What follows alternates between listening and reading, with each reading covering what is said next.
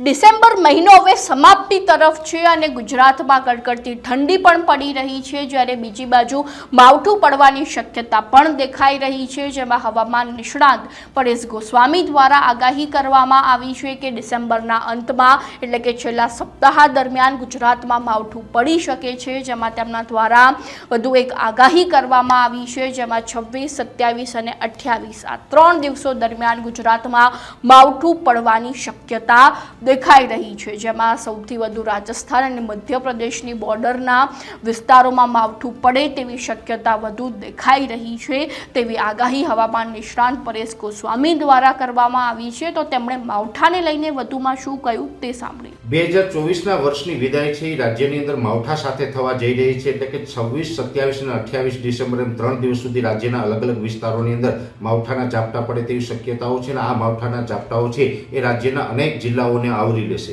એટલે કે અત્યારે જોવા જઈએ તો ઈશાનનું ચોમાસું છે તે દક્ષિણ ગુજરાતમાં સક્રિય છે, એ સાથે ઉત્તર ભારતના પહાડો ઉપરથી બેક ટુ બેક WD પસાર થઈ રહ્યા છે। તમામ પરિબળોને કારણે રાજસ્થાનના મધ્ય ઉત્તર ભાગો ઉપર એક સાયક્લોનિક સર્ક્યુલેશન બન્યું છે અને આ સાયક્લોનિક સર્ક્યુલેશન છે એનું બહોળું સર્ક્યુલેશન છે અને એની અંદર 850 HPA લેવલ અને 700 HPA લેવલે મોટા પ્રમાણમાં ભેજ છવાયેલો છે અને સૌથી વધારે ભેજ છે એ બંગાળની ખાડી તરફથી એ સર્ક્યુલેશનને મળી રહ્યો છે, જેને કારણે આ સર્ક્યુલેશન મજબૂત બન્યું છે, જેને કારણે આજે 26 ડિસેમ્બરના રોજ પણ રાજ્યના અનેક જિલ્લાઓની અંદર હવામાનમાં પલટો જોવા મળી રહ્યો છે અને આ 3 દિવસ જે માવઠાના વરસાદની શક્યતાઓ છે તેમાં સૌથી વધારે તીવ્રતા છે આવતીકાલે 27 ડિસેમ્બરના રોજ જોવા મળે તેવી શક્યતાઓ છે અને આ જે વરસાદો છે એ રાજ્યના અનેક વિસ્તારોમાં પડશે, જેમાં ખાસ કરીને રાજસ્થાન બોર્ડર લાગુ વિસ્તારના જેટલા તાલુકાઓ છે તેમાં સૌથી વધારે તીવ્રતા રહેશે, જેમાં ખાસ કરીને વાવ, થરાદ હોય, ધાનેરા હોય અથવા તો ઇકબાલગઢ કે અમીરગઢ જેવા વિસ્તારો, ઈડર, વડાલી અને ખેડબ્રહ્મા જેવા વિસ્તારો છે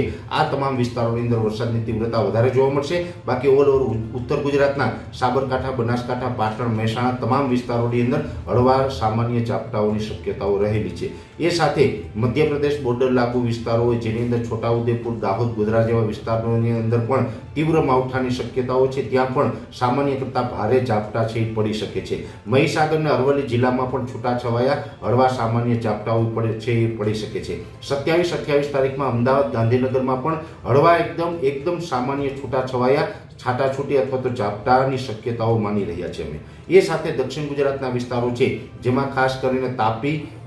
નર્મદા, એ સાથે ડાંગ અને વલસાડ જેવા વિસ્તારો છે એમાં પણ એકદમ હળવા સામાન્ય માવઠાની શક્યતાઓ રહેલી છે। સૌરાષ્ટ્ર અને કચ્છની વાત કરવા જઈએ તો સૌરાષ્ટ્ર કચ્છમાં વરસાદની બહુ શક્યતાઓ નથી। કચ્છના ભાગો છે એ વિસ્તારો ઉપર તો ઘાટા વાદળો છવાશે, એકલ દોકલ જગ્યાએ કોઈ જગ્યાએ સામાન્ય છાંટા પડે તો એ વાત અપવાદ રહેશે, બાકી કચ્છની અંદર હમણાં કોઈ વરસાદની શક્યતાઓ નથી। સૌરાષ્ટ્રની અંદર પણ સૌરાષ્ટ્રના મોટા ભાગના વિસ્તારો છે માવઠાના ખતરાથી બહાર છે, પણ સૌરાષ્ટ્રનું સુરેન્દ્રનગર, બોટાદ, ભાવનગર અને અમરેલીના અમુક ગ્રામ્ય વિસ્તારો એવા છે કે ત્યાં એકદમ છૂટાછવાયાના હળવા સામાન્ય માવઠાના ઝાપટા પડે તેવી શક્યતાઓ રહેલી છે। એટલે ઓલ ઓવર જોવા જઈએ તો 26, 27, 28 તારીખનું જે આ માવઠું થવાનું છે એમાં ખાસ કરીને 27 ડિસેમ્બર 2024ના રોજ માવઠાની તીવ્રતા વધારે જોવા મળશે અને વિસ્તારો પણ વધારે જોવા મળશે અને આ માવઠું છે એની સંપૂર્ણ અસરમાંથી આપણે 28 ડિસેમ્બર 2024ના રોજ મોડી રાત સુધીમાં આપણે આ સર્ક્યુલેશન આપણા ઉપરથી પસાર થઈ જશે અને આપણે સંપૂર્ણપણે આમાં મુક્ત થશું, પણ ત્યાં સુધીમાં આપણે